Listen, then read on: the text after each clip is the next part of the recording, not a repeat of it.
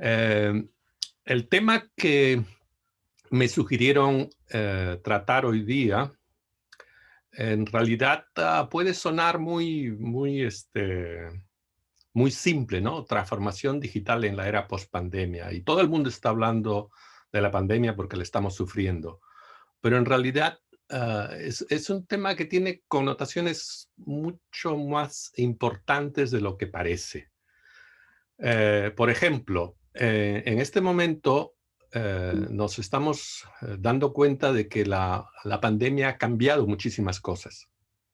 Eh, Hoy día me he pasado todo el día teniendo conversaciones por video o telefónicas con colegas en toda Europa, en Estados Unidos y en India, algo que definitivamente hace 14 meses no se hacía porque nos veíamos con los equipos. Entonces hay que darse cuenta de que esta pandemia está cambiando muchísimas cosas. Estoy viendo. Y definitivamente, esperen un instante que no logro. No logro.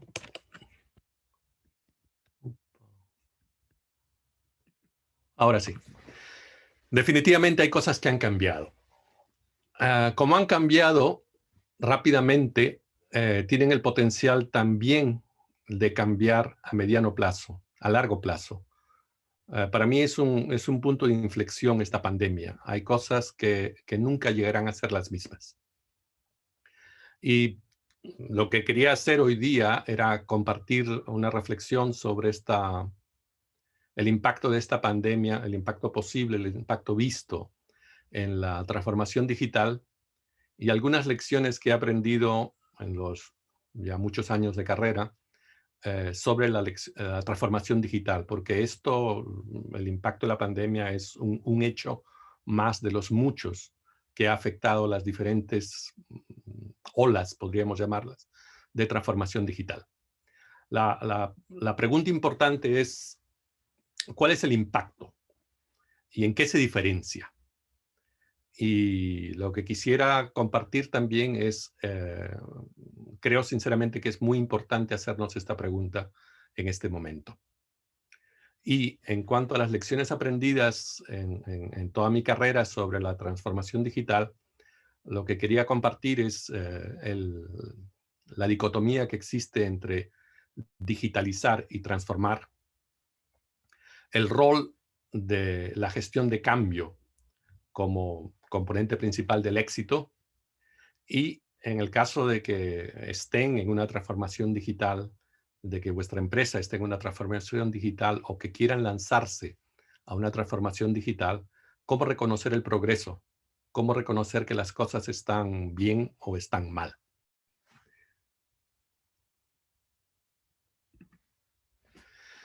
Lo primero que quería decirles es que, bueno, no somos los únicos, no somos los primeros, es más, hace muchísimo tiempo que empezaron a salir artículos en las mejores revistas, en las mejores consultoras, sobre cuál es el impacto de la pandemia en la transformación digital.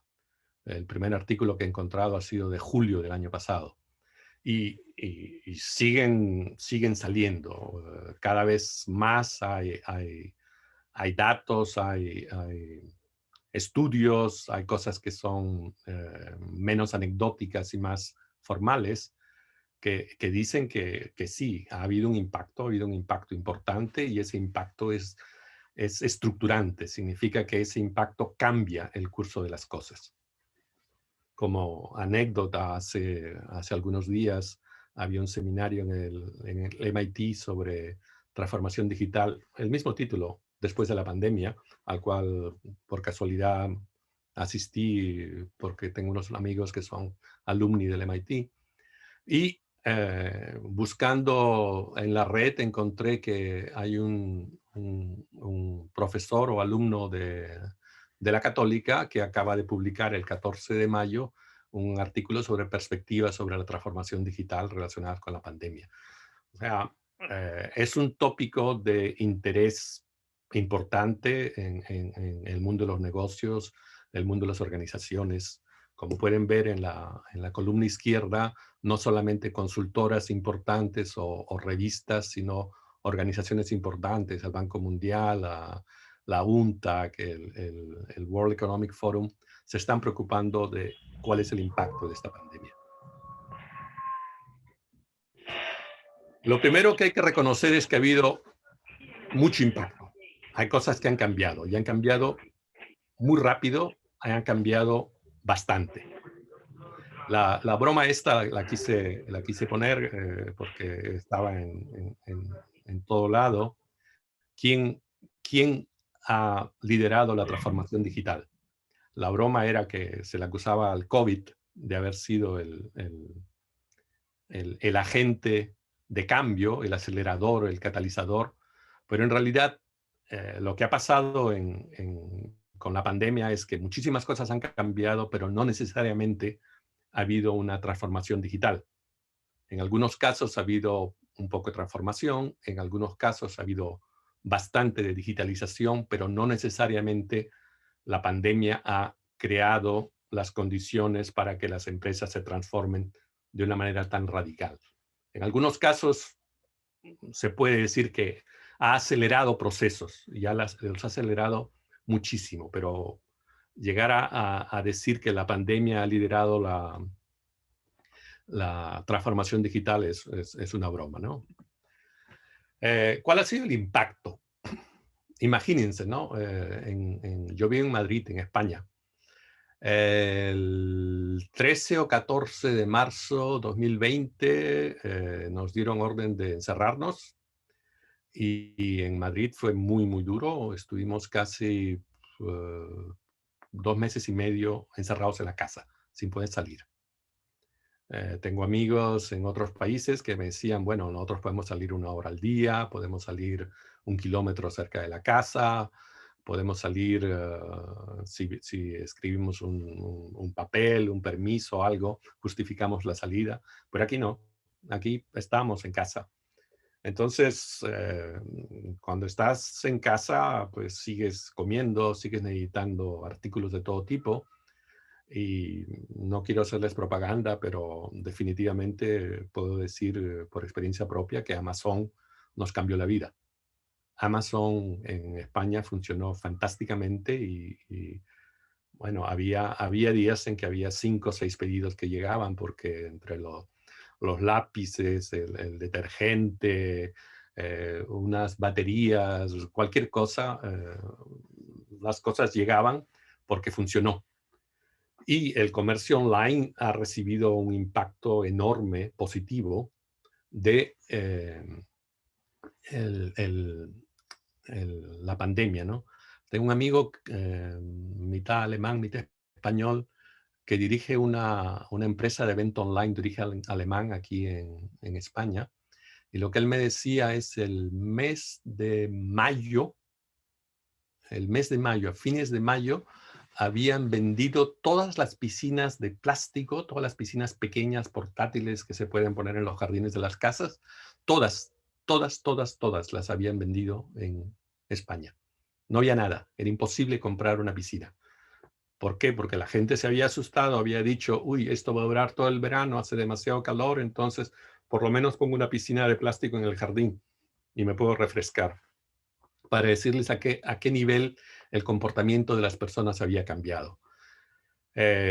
Muchísimas empresas tenían el mínimo de gente, las fábricas casi vacías, las escuelas totalmente vacías, hasta fines de junio no hubo escuela aquí, entonces los niños estuvieron todo abril, mitad de marzo, mayo y junio sin ir a la escuela vacía. La gente que tenía trabajo esencial definido por el gobierno, policías, médicos, enfermeros, bomberos, trabajando a tope completamente, pero la gente que tenía empleo de oficina, excepto algunos que iban al banco, no sé, se hacían turnos, iban un día a la semana o un día cada 2 semanas, todo el mundo trabajando online y ahí empezó el boom de Zoom, de Teams. Yo empecé la pandemia utilizando Webex Durante 2 meses utilicé Zoom y después estandarizamos en Teams. Y las oficinas totalmente vacías, el aeropuerto vacío, las carreteras vacías. Eh, Firmamos 2 contratos grandes durante la pandemia, sin ver al cliente, sin que pudieran ver a nuestra gente. Todo se hacía online. Restaurantes de negocios, viajes de negocios, hoteles de negocios, todo desaparecido. O sea, el impacto fue brutal, una disrupción total al modo de vida, un cambio forzado. ¿Y por qué es importante que nos preocupemos por esto? Porque hay muchas cosas que se creían que iban a tomar años. Hay muchas cosas que eran casi, podríamos llamarlos leyes, reglas quizás no escritas, pero reglas que se respetaban, que cambiaron, que fueron destruidas.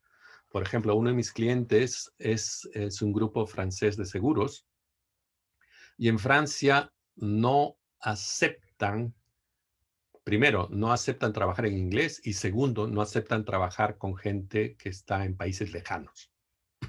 Lo minimizan.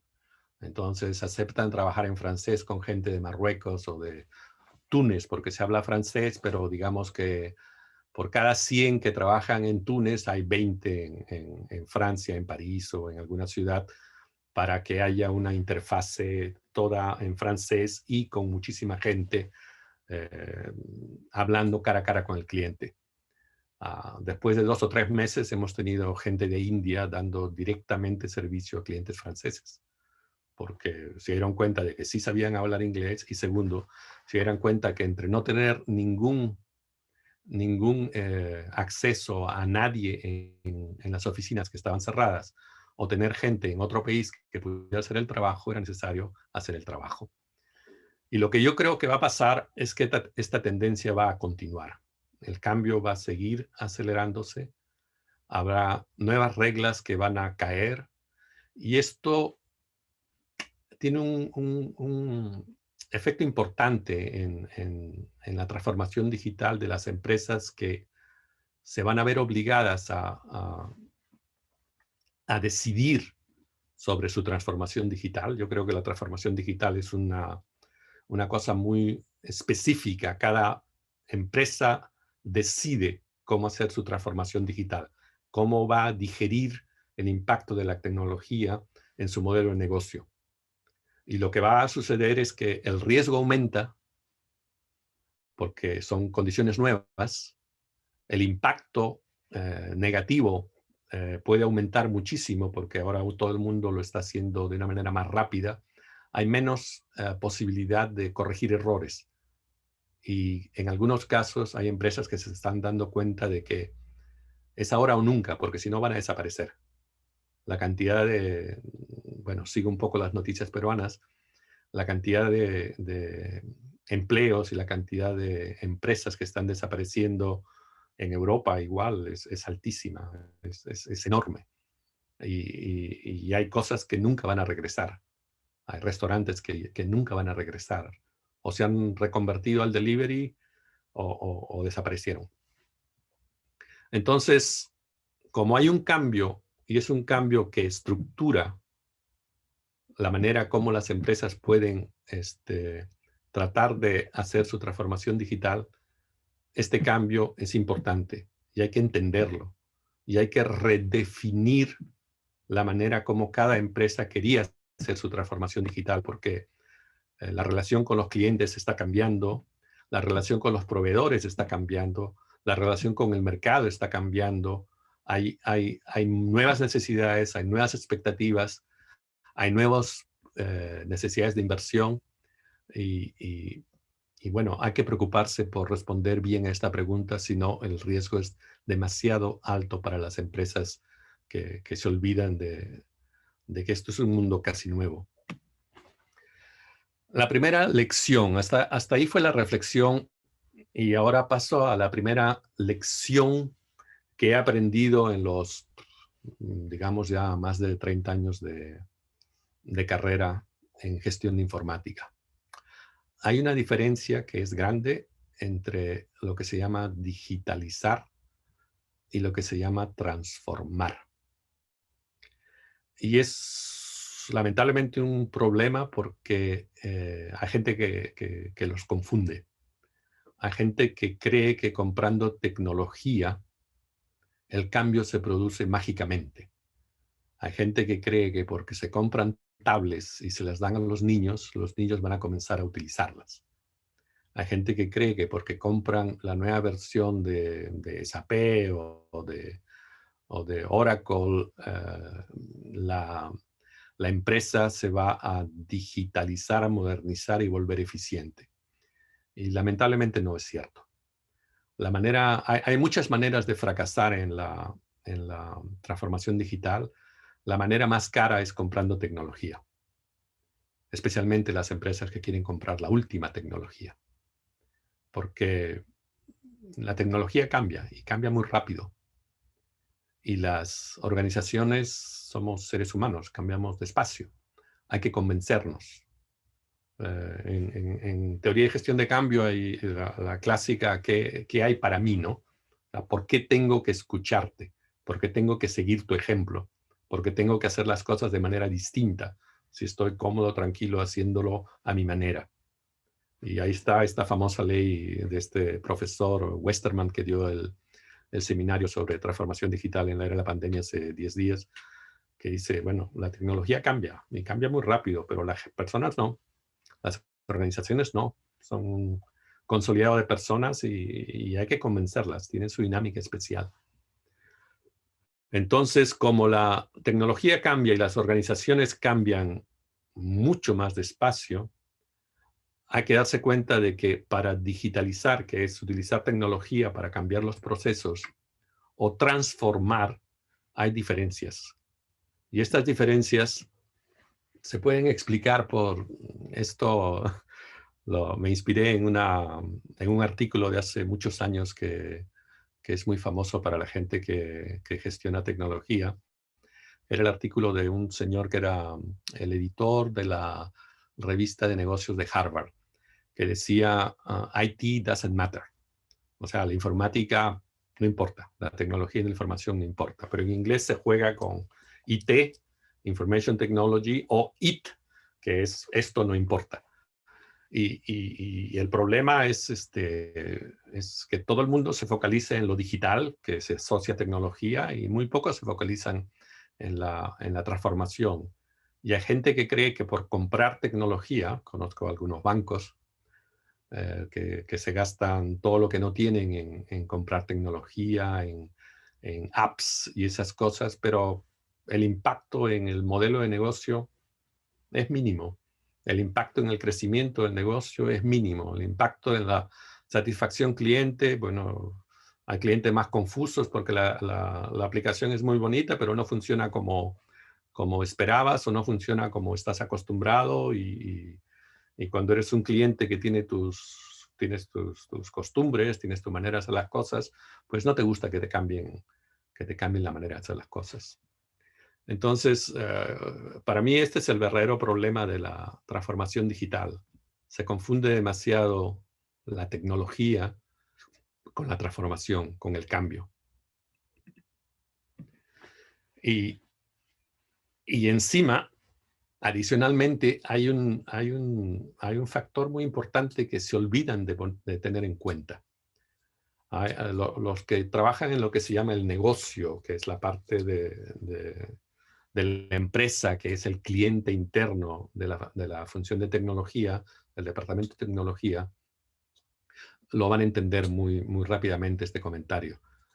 Como solo un tercio de los proyectos de software, de desarrollo de software, tienen éxito, de acuerdo a la definición que el cliente da. Esto lo publica este grupo que hace su reporte sobre la efectividad, la eficiencia y la calidad del software que se desarrolla, pero hay estudios mucho más grandes. Hay una organización que se llama el Software Engineering Institute, que estaba asociado a la Universidad a la Universidad Carnegie Mellon, que inventó un modelo de gestión de calidad de software que se llama el modelo CMMI, y tiene datos de 30 años sobre calidad de software y lamentablemente no son distintos. Alrededor de 30-33% de los proyectos de software son un éxito, los demás fracasan y algunos fracasan estrepitosamente. Y entonces, para los que se confunden entre digitalizar y transformar, tienen encima que darse cuenta que cuando te lanzas a digitalizar, y eso implica imponer tecnología a personas, tienes a tener resistencia, pero cuando implica desarrollar software o poner en producción software, hacer que el software se use, pues la probabilidad de que funcione también es pequeña. Con lo cual, en un entorno donde encima que hay riesgos inherentes a la digitalización y a la producción de software, adicionalmente tienes todo este cambio que te ha traído la pandemia, significa que básicamente estás jugando con fuego. Ese era el problema de la transformación digital. Ahora, si queremos ser positivos y constructivos y optimistas, ¿cuál es el desafío? ¿Cómo podemos hacer para que la transformación digital se focalice no en el fracaso, sino en el éxito?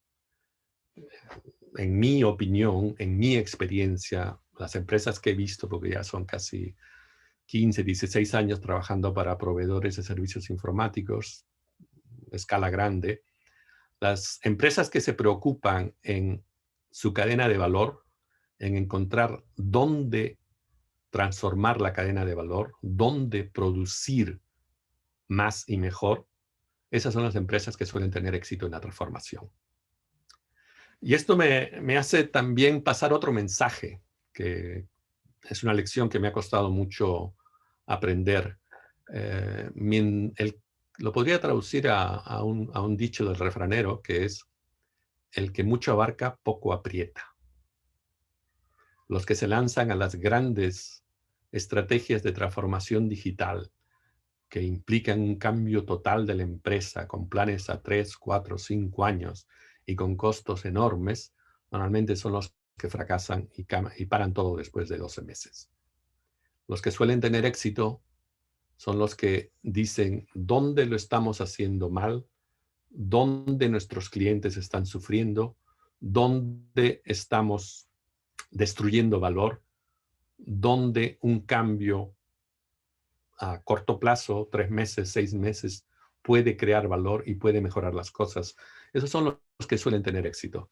Y bueno, la cadena de valor de Porter, que todo el mundo conoce y que todo el mundo adapta a sus modelos de negocio, te puede dar una buena idea de dónde focalizarte. Porque al final se trata de crear valor, ¿no? La segunda lección es que si sabes que digitalizar no necesariamente significa transformar, entonces cuando quieres transformar, tienes que preocuparte de qué se necesita para transformar con éxito. Y cuando quieres transformar con éxito, tienes que aceptar la primera ley de la transformación, que es la gente cambia lentamente. Y hay otro refranero que dice, la gente no hace lo que le dices, la gente hace lo que tú haces. Y se aplica mucho en todos los cambios. El jefe que da una arenga a todos los empleados, 1000, 2000, 300 o lo que sea, y les dice que tienen que hacer todo distinto y que tienen que implementar la eficiencia y no cumple ninguna de las reglas del nuevo proceso, es el que ve cómo la empresa pues fracasa totalmente. Porque eso está medido. A mí me encanta el libro de Kotter, Liderando el Cambio. Lo vi, tuve la suerte de verlo una vez en una presentación, pero hay muchísimos estudios que dicen lo mismo. 60-70% de los programas de cambio organizacional fracasan. Y fracasan porque que, bueno, los seres humanos nos adaptamos a todo ambiente y nos gusta hacer las cosas a nuestra manera y no nos gusta que nos cambien las cosas, que nos impongan cambio. Nos gusta cambiar cuando se nos da la gana, si lo decimos en simple y vulgar. Y no nos gusta que nos impongan un cambio, que no nos gusta que nos impongan un cambio si no nos lo explican. Y no nos gusta que nos impongan un cambio si no vemos el valor. ¿Qué cosa voy a recibir si yo acepto tu orden, tu sugerencia, tu pedido? Entonces hay que tener mucho en cuenta. 60-70% no es pequeño.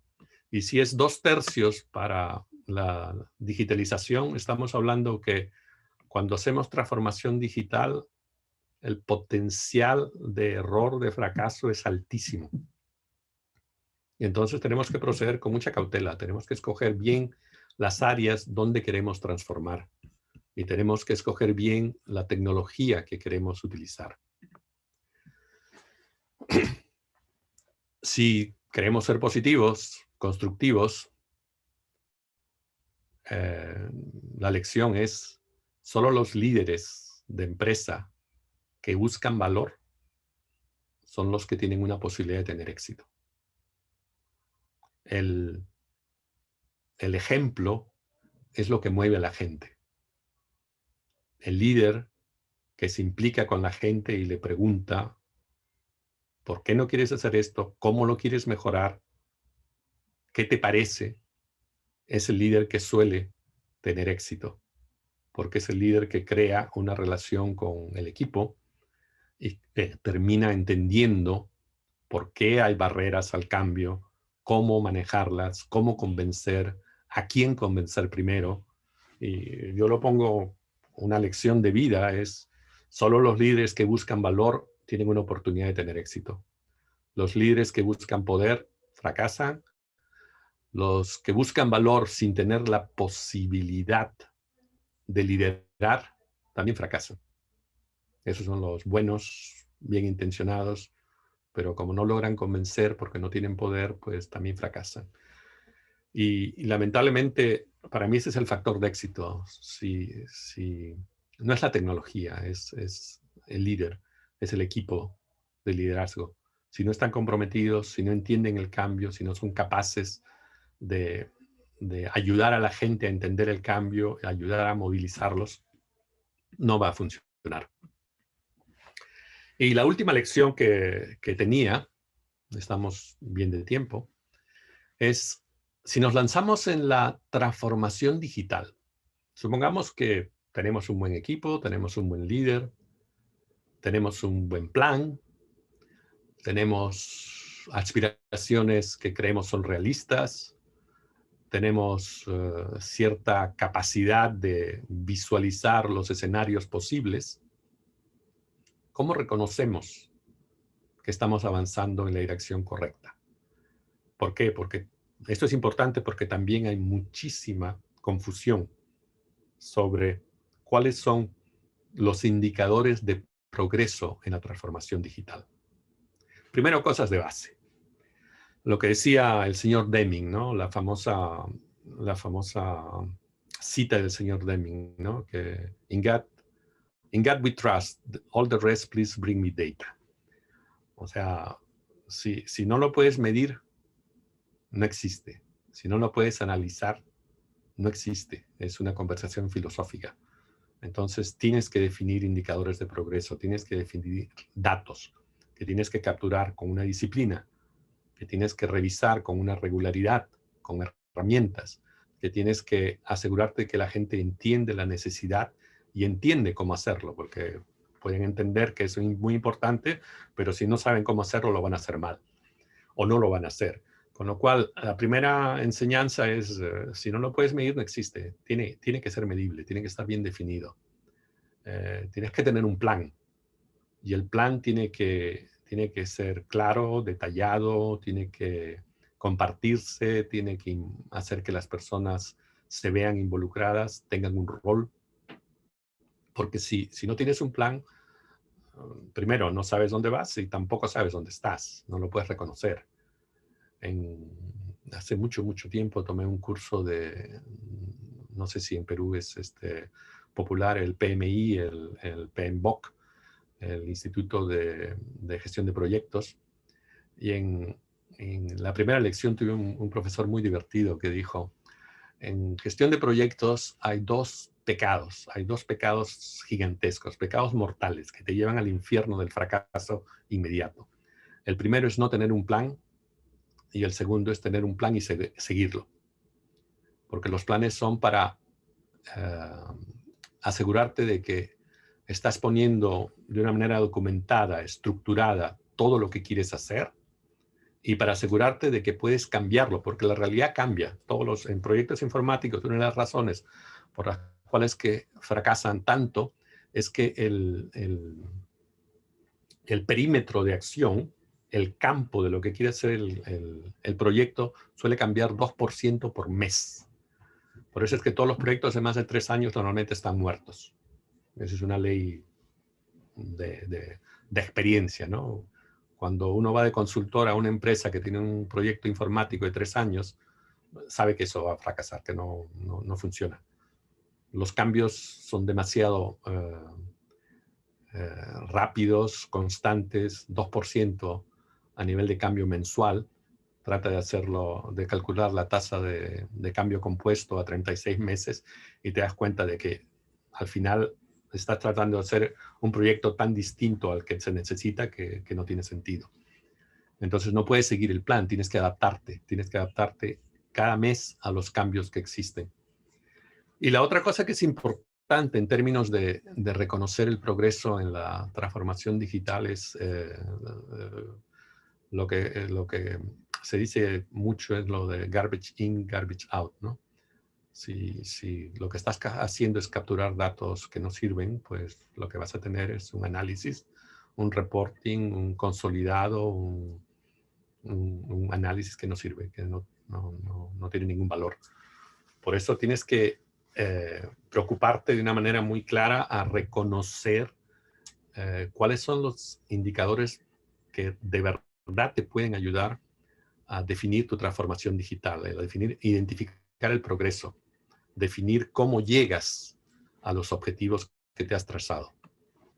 Entonces, es importante medir, pero hay que medir algo que esté relacionado con tu objetivo. Medir valor. Creo que todos estamos de acuerdo que el objetivo de una transformación digital es crear valor.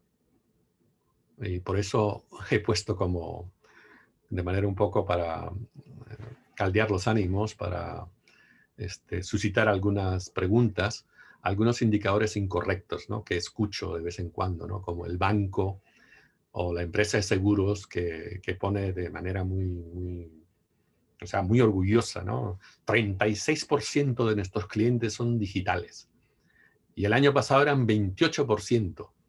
Y hace 2 años eran 10%, con lo cual hemos tenido un ingreso, un progreso fantástico en nuestra transformación digital.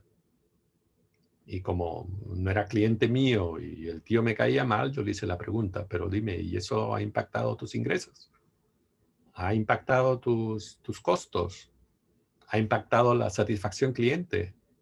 Porque si no ha impactado nada, ¿de qué te sirve? Pero no, o sea, gastaban miles al mes para registrar y analizar el cambio en clientes digitales. En departamentos informáticos he visto, teníamos un plan para implementar 50 aplicaciones digitales y estamos en la 45 en 2 años. Esto es un progreso fantástico. Vamos a hacer una fiesta. Hay que celebrar nuestro éxito, pero ¿cuál es el impacto en el mercado? ¿Cuál es el impacto en tus ventas? ¿Cuál es el impacto en tus costos? ¿Cuál es el impacto en tus clientes? Si solamente has cambiado las aplicaciones antiguas por aplicaciones modernas, pues sí, hay menos problemas en producción, pero es que eso justifica los millones que te has gastado. O como hay empresas que dicen, bueno, este año vamos a implementar blockchain, y el próximo año vamos a implementar IoT, y el próximo año vamos a implementar Big Data. ¿Y qué? ¿Y qué? Si tienes un millón de euros en un proyecto blockchain, ya has creado un blockchain que nadie usa, ¿de qué sirve? ¿No? O también están los grandes jefes informáticos que lo que quieren es, bueno, hemos salido en 17 publicaciones, tenemos 5 entrevistas, nos han, no sé, el último comunicado o el último entrevista nos han hecho 500 likes en LinkedIn el primer día o 2000 visitas. Pues sí, ¿y qué? ¿Y de qué sirve? ¿De qué sirve? El mensaje es, si no añade valor, ¿para qué lo haces? ¿Para qué sirve? Y el valor es una dimensión relativa. El valor para tu empresa es distinto, 99% de probabilidad, que el valor para otra empresa. A pesar de que quizás puedas estar en el mismo mercado o tener una organización similar. Porque el valor es algo que defines tú de acuerdo a tus circunstancias, a tu sistema de producción, de acuerdo a tu cadena de valor. Con lo cual, esto es más o menos el contenido que quería compartir en términos de la reflexión y en términos de las 3 enseñanzas que creo son importantes, creo necesitan ser compartidas. Y me gustaría, estamos a tiempo, pasar a las preguntas.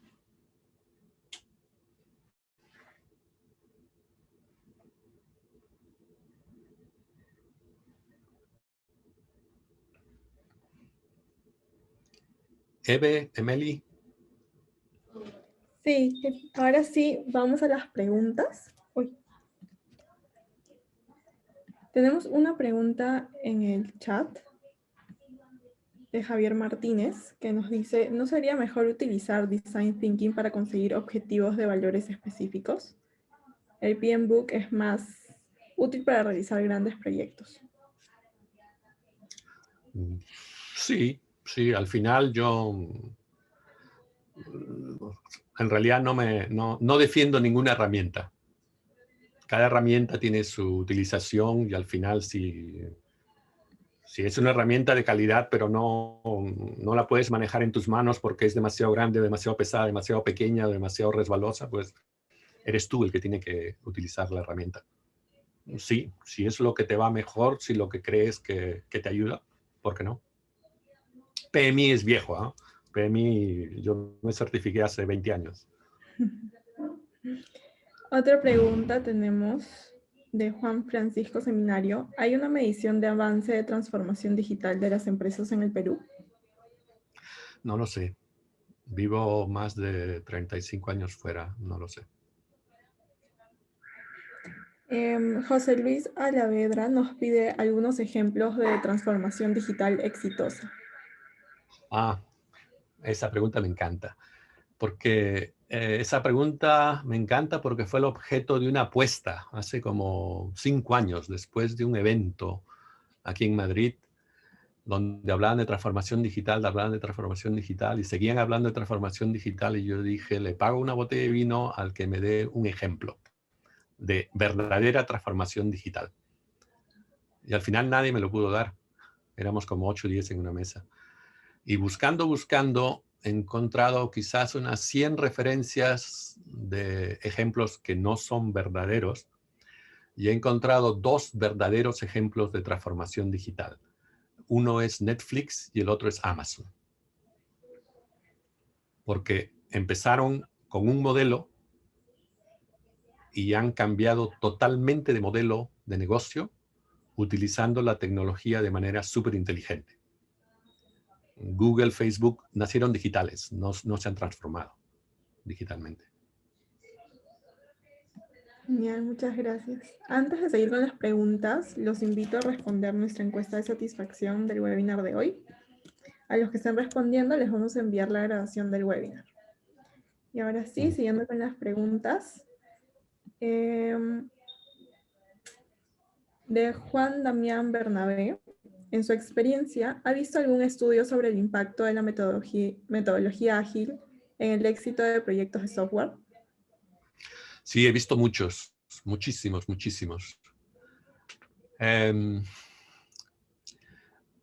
Las empresas que invierten mucho en enseñar ágil, el método ágil, y que lo tratan de utilizar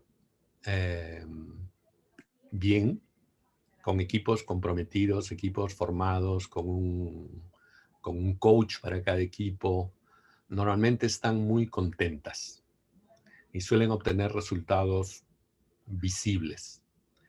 Las empresas que no invierten en principalmente formación y el coach, y que simplemente dicen vamos a ser ágil y acá hay un curso online o vamos a certificar a 5 personas y todo el departamento lo tiene que aprender, suelen tener problemas y después se quejan de que ágil es demasiado vago, que ágil es demasiado impreciso y que no funciona bien. Yo lo he visto en gran escala y funciona muy bien. Genial, vamos con la siguiente pregunta. De Clara Basayo. ¿Cuál es el plazo promedio que ha experimentado para que la transformación realmente se dé en las organizaciones? Promedio. Depende al final yo creo depende de cuánto hambre se tenga, de cuánta necesidad se tenga. He visto empresas en problemas con un ejecutivo que necesitaba cambiar y que han hecho maravillas en 6 meses, porque identificaron cuál es el área donde los clientes están insatisfechos, cuál es el área donde perdemos ingresos y cómo la mejoramos.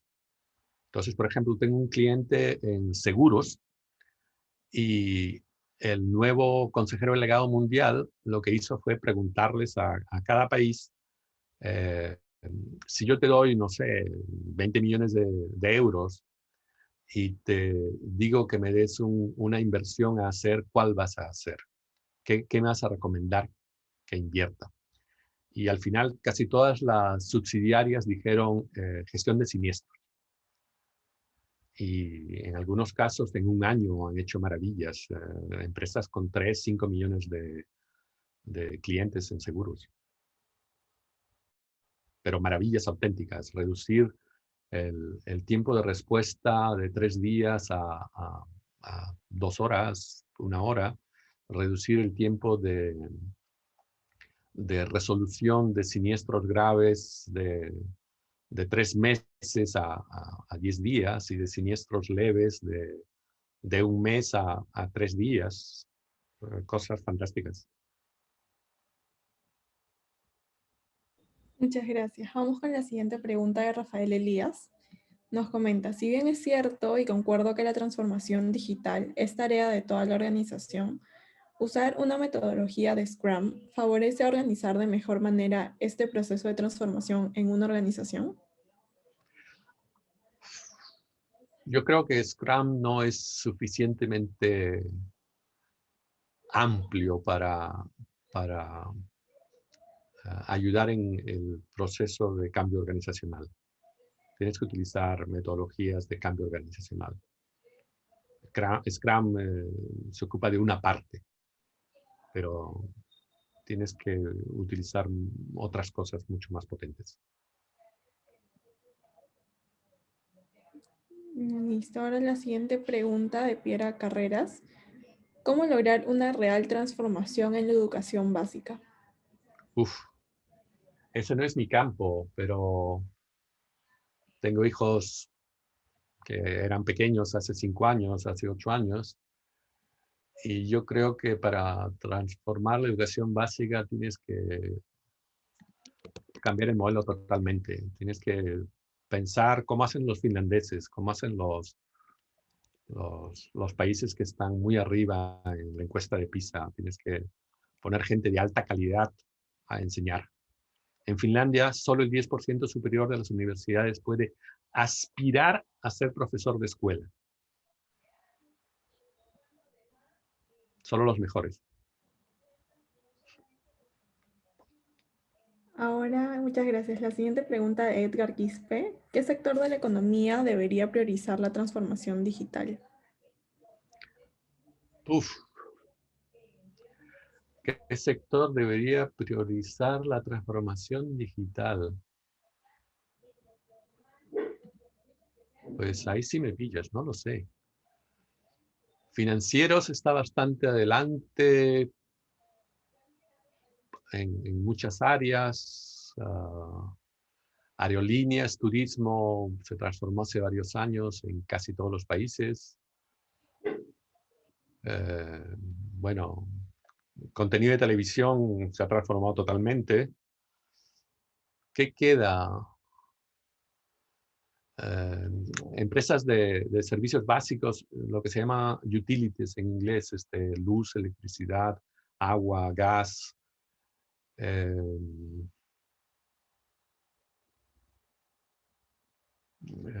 personalización de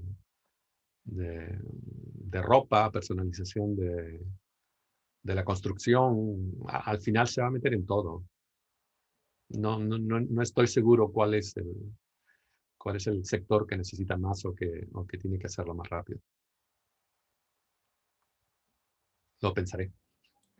Muchas gracias. Ahora vamos con la última pregunta que nos hicieron en la encuesta de inscripción. ¿Qué tan importante es el cambio de la cultura organizacional en el proceso de transformación digital? Es lo básico. Es como si alguien se dice católico, tiene que estar bautizado. Si no estás bautizado, no puedes ser católico. Eh, si dices que estás casado, tienes que haber ido a una ceremonia y casarte, firmar un contrato con la iglesia o con el Estado. Si no haces un cambio de la organización, de la cultura de la organización, no puedes hablar de transformación digital. Esa es la base, porque básicamente le estás pidiendo a la gente que haga las cosas de manera distinta, que ponga prioridades distintas, que se relacione entre ellos, con sus clientes, con sus proveedores de manera distinta. Es un cambio de cultura total. Tenemos unas preguntas más por el chat que nos han hecho ahorita. Sí. Si podría citar un par de ejemplos de indicadores útiles en algún caso específico. Sí. Conozco una empresa. Bueno, esta empresa es seguros. Hagamos lo de la gestión de siniestros. Eh, en esta empresa de seguros, que es muy grande, internacional, eh, tenían un sistema de gestión de siniestros, mitad manual, mitad automatizado, que tenía ciertos indicadores, como el tiempo de respuesta a un siniestro.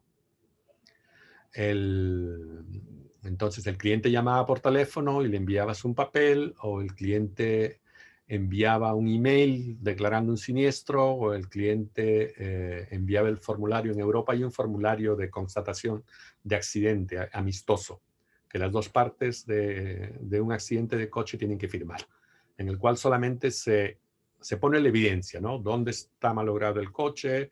Eh, ¿Quién estaba en qué posición? Entonces, desde el momento en que la empresa recibía cualquier documento de declaración de accidente hasta el momento en que se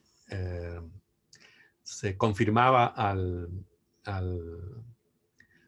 al asegurado de que se había recibido la declaración de siniestro, pasaban mínimo 3 días, máximo 7. Desde el momento en que el asegurado recibía la confirmación hasta que era contactado por el experto, pasaban normalmente entre 3 y 5 días útiles, una semana. Y después había que llevar al coche a un garaje, y después había que hacer una cita para que arreglen el coche. Y todo era semanas, semanas, semanas. Y en este caso de transformación digital verdadera en un proceso de negocios, en el proceso de gestión de siniestros, pues si uno declara el siniestro online y toma las fotos online, la confirmación te la dan en minutos. Hemos recibido todos sus datos, hemos recibido las fotos, lo contactaremos con la cita para que el experto vea el coche. Y el experto te contacta al día siguiente y te dice, oye, parece que tiene un accidente, ha sido contactado por esta empresa, ¿cuándo le va que visite el coche o prefiere dejarlo en un taller y lo visito en el taller? Y te da una franja horaria para que tú simplemente pulses y digas, oh, quiero, no sé, mañana a las 8 de la mañana o, o no quiero ir a ningún sitio, mándenme una grúa para que se lleve el coche porque no puedo manejarlo. Entonces, pues, se han reducido los indicadores de experiencia de usuarios, se han reducido de días a, en algunos casos, minutos. Minutos. O sea, para todos los siniestros leves, que por ejemplo, siniestro leve es cuando el coche puede conducir, no hay ningún herido y no hay ninguna evidencia de delito, ¿no? Alcohol o drogas o violencia, ¿no? O sea, te equivocas, aceleras, le das al otro coche, bueno, es daño en la carrocería, tomas las fotos, mandas todo. Y como, por ejemplo, has solo dañado el parachoque, que cuesta, no sé, supongamos 2.000, 3.000 euros, se aprueba automáticamente. Si hay fotos de parachoque malogrado y la declaración indica que hubo un choque que incidió en el parachoques, no hay proceso de aprobación de la compensación, se aprueba automáticamente. Con lo cual has eliminado procesos, has eliminado trabas, has eliminado intervención manual y funciona. Genial, muchas gracias. Ahora sí, damos por terminado el webinar de hoy. Muchas gracias, Carlos, por estar presente y por brindarnos tanta información tan valiosa que sé que a todos los que están el día de hoy nos va a servir.